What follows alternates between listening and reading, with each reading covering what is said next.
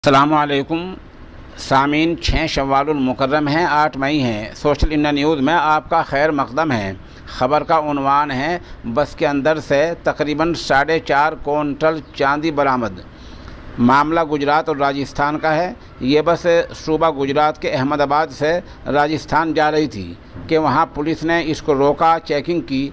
Checking के दौरान बस के अंदर से 105 पार्सल मिले, जिनको खोलकर देखा गया तो जेवरात और चांदी की सिल्लियाँ सब मिलकर तकरीबन 4.5 क्विंटल चांदी बरामद हुई है।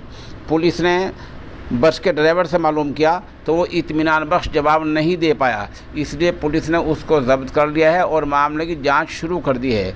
बताया ये भी जा रहा है कि बस के ड्राइवर ने ये कहा कि किसी ने पार्सल रखा था, किसने रखा था, कहाँ से रखा था, अभी तक इन बातों की जांच चल रही है। बहरहाल 4.5 क्विंटल चांदी गुजरात की बस से बरामद हुई है।